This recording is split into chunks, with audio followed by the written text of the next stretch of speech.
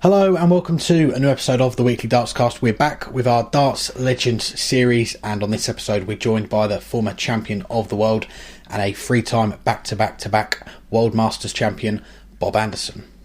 I'm delighted to say I'm joined by the former champion of the world, Bob Anderson. Thank you very much for the time, Bob. How are you doing? Pretty good, thanks very much. Getting bored, but sort of taking as much exercise as I can, and occupying myself in my man cave, and practicing darts, of course. Good to hear. Well, we're going to start like we do with all of our ones so far, really. We've taken it right back to the beginning. How did you first get started in darts? Well, I was about 5 years old. My late father was a good player, and we had a dartboard at home, so he showed me how to play the game, and I took to it.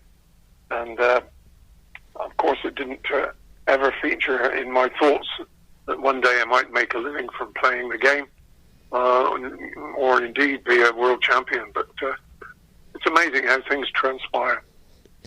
Absolutely, and I'm led to believe that you, not just the darts, you were involved in a few other sports growing up as well, football and javelin, is that right? Pretty much every sport you can think of. Sport's been a huge part of my life, and I have to say there's a hell of a vacuum at the moment because there's not much happening. And I miss it dreadfully, but there we go. Yeah, I was a budding athlete, training for the Mexico Olympics when broke my arm throwing the javelin, and that was the end of that. The big spears went to little arrows eventually. Quite a circuitous route, mind. Soccer was my first love, and thereafter cricket, and I had trials for Gloucestershire and trials for Southampton and Brighton, and that way back when I was a kid. At football, because I wasn't good enough, but I wanted to be. Quite the sportsman then. And what about the darts then? When did you start to focus more on the darts and put the other sports to one side? Well, it was really when I had to pack up playing soccer. I'd always played darts. I mean, ever since I was a kid, and played league darts quite illegally at the age of about 13 for a pub in Swindon. But I was a big lad.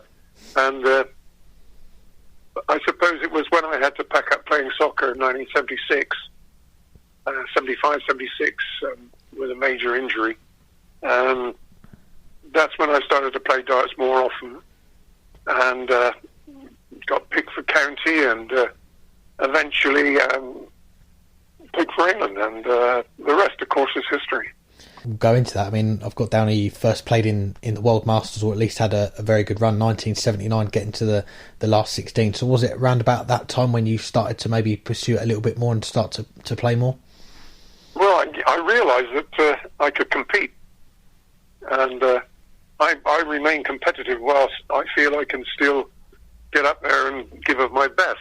I mean, we're talking about a long time ago now. I can't do it now, but I can still hold my own on occasions now. But in those days, I suppose I realised that, hey, I could be as good as some of these guys I see on the television. And I worked very hard at my game, and it came to fruition. And then 5 years later, you're playing your first World Championship, 1984. Talk to me about what your memories are of that, playing in a World Championship for the first time. It was quite difficult because I was very friendly with Stephen Lord at the time, and through my late manager John Margovich and Linda Batten, who were great friends with Stephen. And of course we practiced together, and then of course I'd go and draw him, and he put me to sleep like the experienced old dog he was. And it was quite heart-wrenching to lose, having built myself up so much. I probably overtrained for it, both mentally and physically. But it was a huge experience. That was at Jolly's, and I was lucky enough to play there twice before we moved to Lakeside. Yeah, and it was the first of 25 appearances in a World Championship in a row.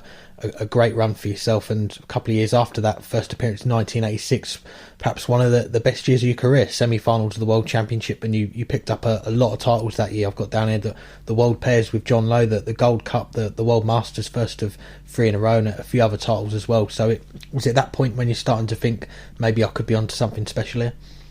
Well, I believe so, yeah. Obviously confidence breeds confidence, And the better the results I got, the more I wanted to be competing. And, that showed in my game. I didn't feel that I was going to lose. I didn't care who I played. And I let them do the worrying. And the following year, you pick up more titles, the MFI World Match Play, you retain the World Masters as well, beating John Lowe. I think you beat John in both of those finals. So things are really starting to pick up for you then, aren't they? They certainly were indeed. And, John and I obviously met many times, and usually in finals. And I'm happy to say that I have a reasonably good track record against him. I'm a great player, John, and when people ask me who they should copy, I say, get a video of John Lowe and watch. Of course, if you can stay awake. And the following year, 1988, what a year for yourself, and you go to Lakeside as the top seed. Obviously you've won back-to-back World Masters, you're picking up more titles. How are you feeling heading into that week at Lakeside as the top seed? I was feeling pretty good.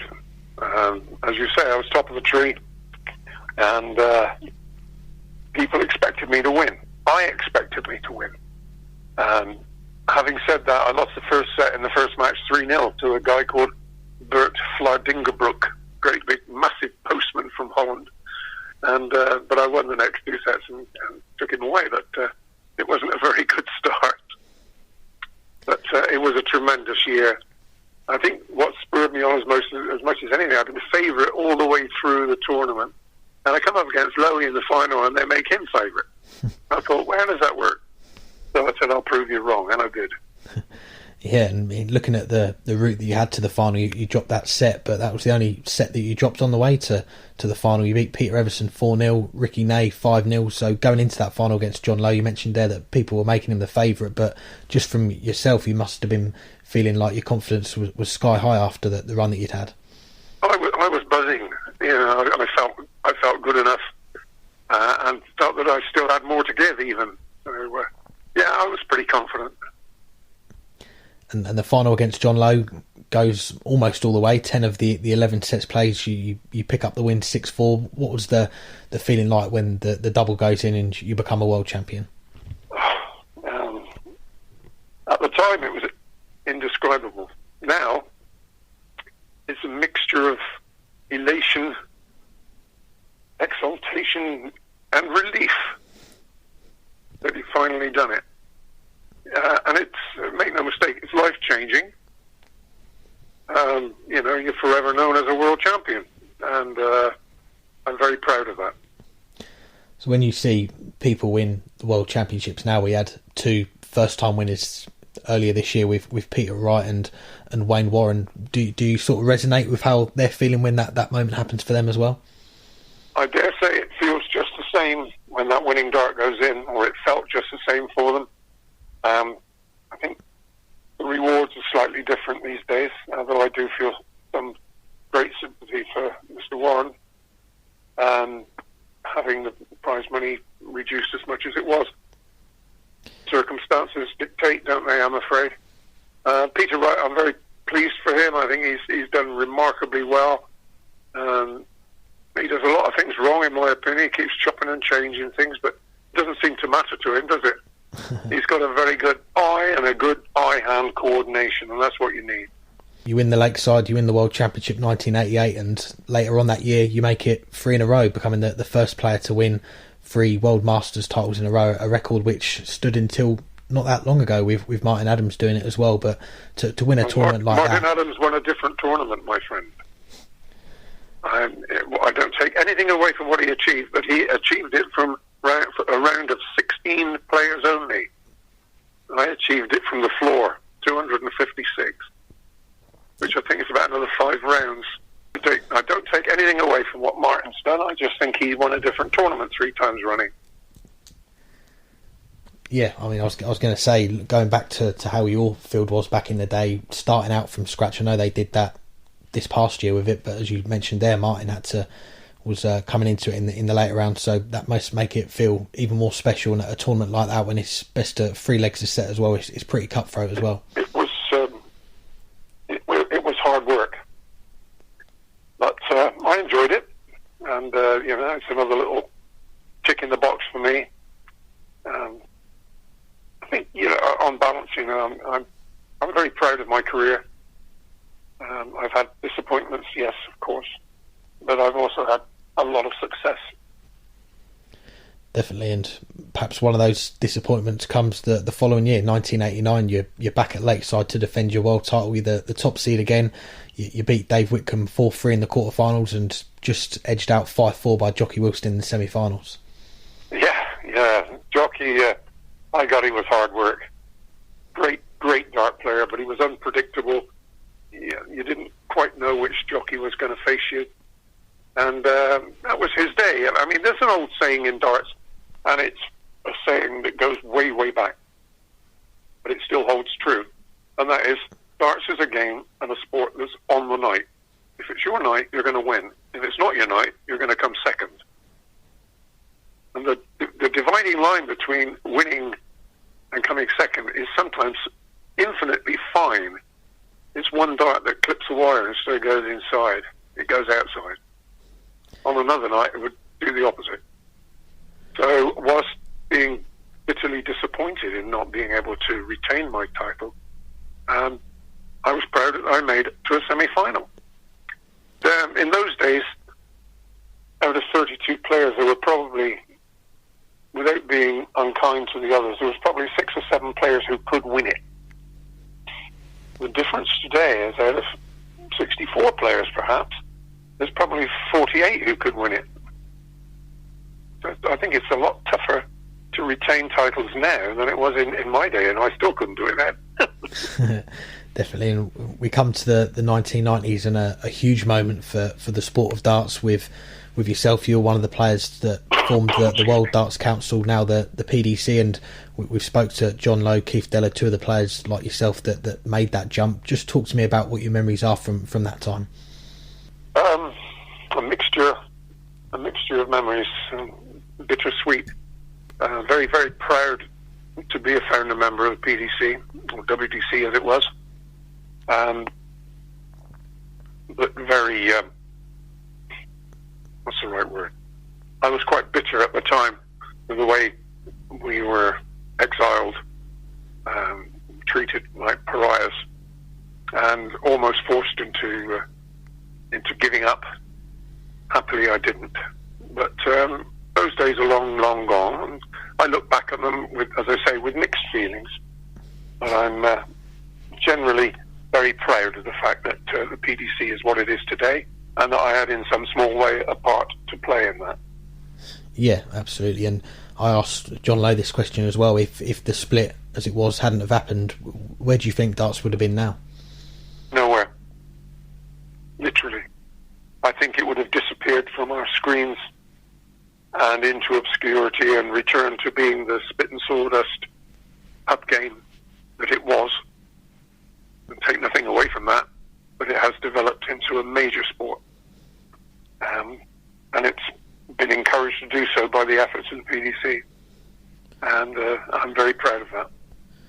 25 consecutive appearances in World Championships across the BDO and the PDC, and looking at your PDC record, you had some great runs at the Circus Tavern, 3 quarterfinals, back-to-back semi-finals, 2004, 2005. What are your overriding memories of playing in the PDC? I found it very, very difficult because I found the standard had gone up dramatically. Consequently, it was very, very hard to win tournaments. I was lucky enough to win a couple, small ones rather than majors. But to see the boys perform as they do today, the standard has grown from day one of the WDC or the PDC. And each year the bar gets pushed up a little bit higher. Obviously, it was ceiling out sooner or later, but it's tremendous. And I was very happy to be considered one of, if you like, the elite of the sport. And I think, my record's pretty good. I'm happy with it. I would have liked to have won a few more, but of course at that time we ran into Philip Taylor, who had a habit of winning things. Absolutely. And you made a lot of great runs on TV, the major events, if you like, and your last big one, I suppose, the World Grand Prix quarterfinal 2006. But I want to go back to a memory that I know a lot of darts fans will remember. 1995 at the Circus Tavern, the famous walk-on with the horse. Of course, you nicknamed that the Limestone Cowboy. Just talk to me about how that idea came about. I think it might be a year. Was it 93 or 94? I don't think it was 95. Anyway, that horse gets more publicity than I did. My memories of it are quite vivid. He was huge, and unfortunately he was an ex-police hunter. I can't remember his name, bless him, but he was 17 hands, and he was a big boy.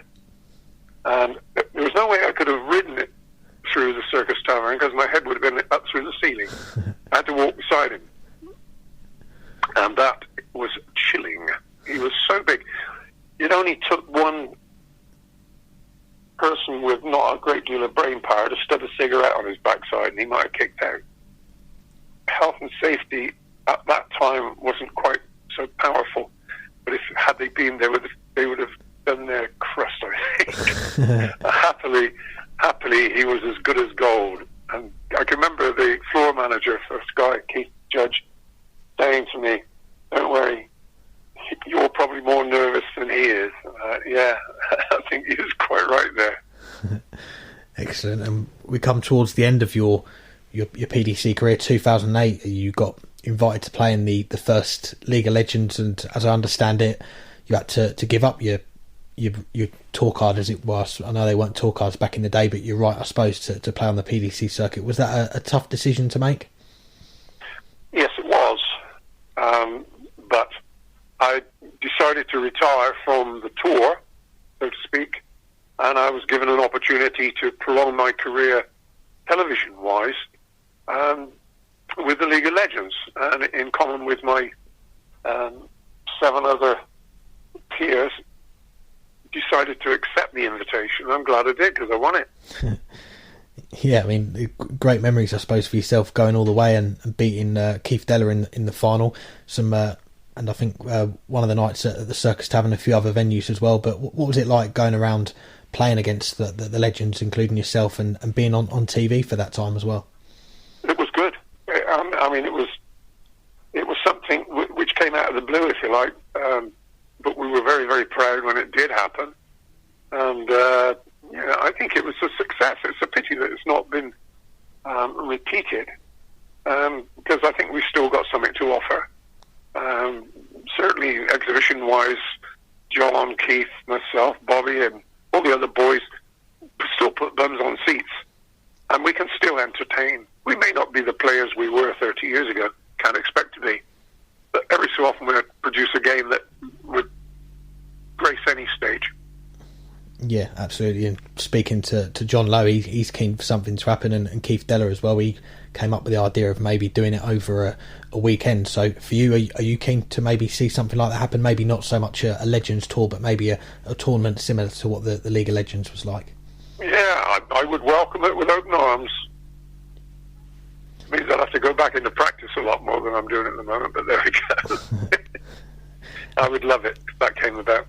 Well, fingers crossed we'll see that. Just a few to finish, and we're asking all the legends that we speak to about this. Firstly, looking at the state of darts at the moment, obviously a lot going on off the hockey with the coronavirus, but putting that to one side with the PDC, firstly, where do you see the PDC going forward?